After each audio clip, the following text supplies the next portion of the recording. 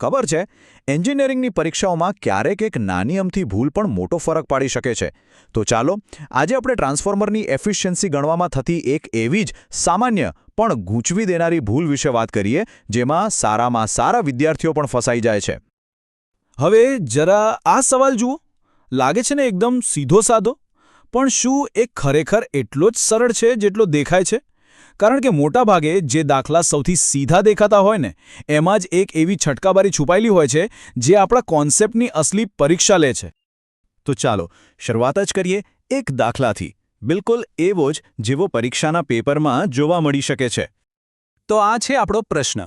ટ્રાન્સફોર્મરનું rating આપેલું છે, power factor પણ છે, અને આયન અને કોપર લોસ બંનેની કિંમત પણ આપેલી છે. હવે આપણું કામ બસ એટલું જ છે કે આની સાચી એફિશિયન્સી શોધવાની છે. કોઈ પણ દાખલો ગણતા પહેલાં સૌથી સારું કામ એ છે કે આપેલા ડેટાને આ રીતે વ્યવસ્થિત ગોઠવી દેવો. અને અહીંયા ખાસ ધ્યાન આપવા જેવી વાત છે એના એકમો પર. ટ્રાન્સફોર્મરનું રેટિંગ છે કેવીએમાં અને લોસ છે કેડબ્લ્યુમાં. આ કિલો શબ્દ યાદ રાખજો, કારણ કે આ નાની અમથી વાત જ આખા ખેલનો હીરો છે. ઓકે, તો હવે જોઈએ કે આ દાખલાને સોલ્વ કરવાની સાચી અને સીધી રીત કઈ છે. જો એફિશિયન્સીનો ફંડા એકદમ સિમ્પલ છે. આપણે જેટલો પાવર આપીએ છીએ એમાંથી આપણને કામનો પાવર કેટલો મળે છે, બસ એ જ રેશિયો. અને ઇનપુટ પાવર બીજું કંઈ નહીં પણ આઉટપુટ પાવર અને લોસનો સરવાળો જ હોય છે. તો ચાલો એક પછી એક સ્ટેપ જોઈએ. સૌથી પહેલાં શું કરીશું?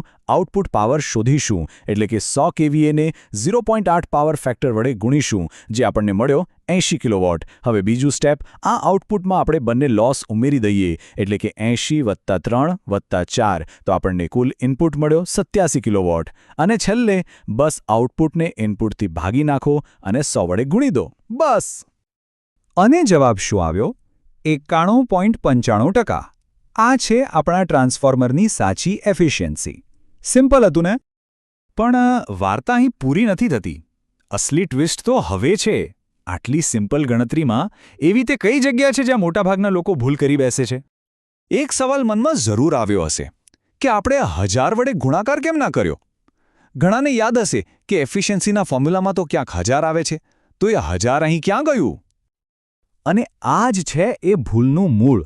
જુઓ, ટેક્સ્ટબુકમાં જે સૂત્ર આપ્યું છે ને એ ખોટું નથી, પણ પ્રોબ્લેમ ત્યારે થાય છે જ્યારે આપણે એને સમજ્યા વગર ગોખી લઈએ છીએ. આખી ગૂંચવણનો ઉકેલ એક જ શબ્દમાં છે: એકમો, એટલે કે યુનિટ્સ. ચાલો આને જરા ડિટેલમાં સમજીએ. તો આ 1000નો આખો ખેલ શું છે? એ બીજું કંઈ નથી, ફક્ત એકમોને સરખા કરવાનું એક સાધન છે. જ્યારે લોસ વોટ્સમાં હોય ત્યારે આપણે કેવીએને પણ વીએમાં ફેરવવું પડે, જેથી બધી ગણતરી એક જ લેવલ પર થાય. બસ આટલા માટે જ 1000 આવે છે. આ સરખામણી જોશો એટલે બધું પાણી જેવું સાફ થઈ જશે.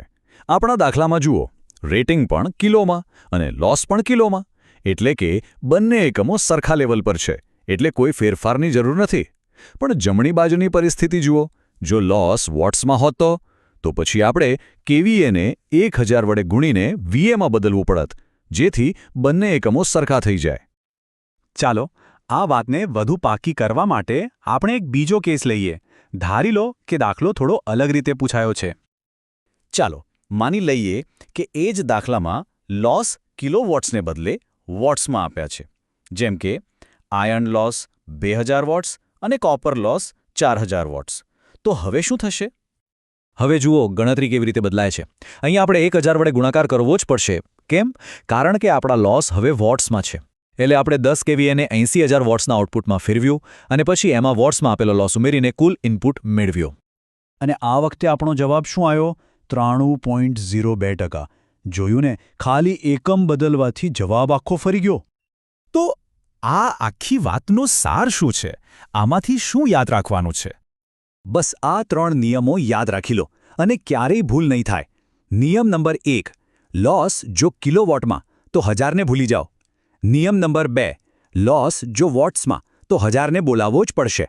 અને સૌથી અગત્યનો નિયમ, હંમેશા હંમેશા હંમેશા ગણતરી કરતા પહેલાં એકમો ચેક કરી લો. અને છેલ્લે આ એક સવાલ આપણી જાતને પૂછવા જેવો છે. આ દાખલો આપણને શીખવે છે કે ખાલી ફોર્મ્યુલા ગોખી લેવાથી કામ નથી ચાલતું. સાચી સમજણ વગર પરીક્ષામાં ભૂલ થવાની પૂરી શક્યતા છે. યાદ રાખજો, એન્જિનિયરિંગ એટલે માત્ર આંકડા નહીં, પણ એ આંકડા પાછળનું લોજિક સમજવું.